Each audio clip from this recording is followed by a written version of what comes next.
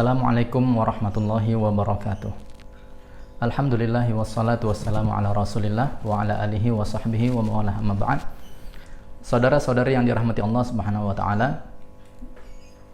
kembali lagi kepada acara kita silsilah hadis seputar Ramadan.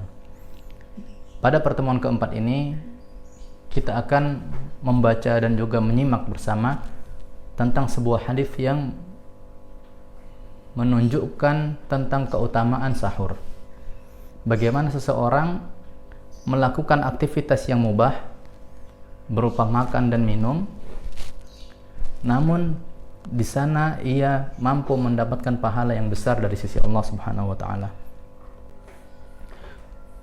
Sebuah hadis yang diriwayatkan oleh Al-Imam Bukhari rahimahullahu taala dan juga imam-imam yang lain dari sahabat Anas bin Malik radhiyallahu taala anhu, bahwasanya Rasulullah sallallahu alaihi wasallam bersabda, "Tasahharu, bersahurlah kalian. Fa inna fis sahuri barakah. Fa inna fis sahuri barakah." Karena sesungguhnya dalam makan sahur tersebut terdapat berkah. Para ulama mengatakan bahwasannya al-barakah di sini dapat kembali kepada urusan-urusan yang sifatnya ukhrawi, yang mendatangkan keuntungan bagi kita untuk kehidupan akhirat kita nanti. Atau barokah di sini dapat berupa kebaikan yang akan kita dapatkan, manfaat yang akan kita rasakan ketika kita berada di dunia. Contoh perkara yang akan mendatangkan keuntungan kita di akhirat adalah adanya pahala. Ketika kita melaksanakan sahur atas dasar perintah dari Rasulullah SAW ini, maka di situ terdapat pahala. Kenapa? Ketika ini berupa perintah dari Rasulullah SAW, ketika seseorang mengerjakannya, maka sudah pasti di sana terdapat pahala yang besar, ganjaran yang besar. Apalagi niat itu diiringi dengan niat mutabaah kita kepada Rasulullah SAW, di mana beliau selalu melakukan makan sahur sebelum beliau melakukan puasa, baik itu di bulan Ramadan ataupun di luar bulan Ramadan.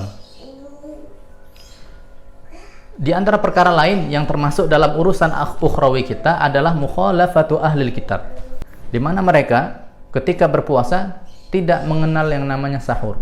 Mereka tidak melakukan sahur, tidak melakukan makan ataupun minum di waktu sahur untuk menghadapi puasa mereka.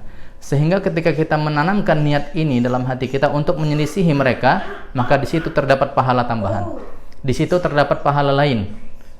Sehingga keberkahan yang disebutkan oleh Rasulullah SAW itu benar-benar terwujud. Ada banyak pahala di sini. Kemudian selain urusan atau keberkahan yang akan kita dapatkan untuk urusan ukhrawi adalah keberkahan yang akan kita dapatkan yang berkaitan dengan urusan duniawi, di mana ketika seseorang melakukan makan sahur, maka tubuhnya akan lebih kuat, dirinya akan lebih ringan untuk menjalankan puasa di bulan Ramadan. Setidaknya dia akan kuat menghadapi puasa pada setengah hari, walaupun umumnya seseorang mulai terasa lemah ketika sudah melewati setengah hari. Maka dari sini kita mendapatkan bahwasanya benarlah sabda Rasulullah SAW ini yang mengatakan fa inna fis sahuri barakah.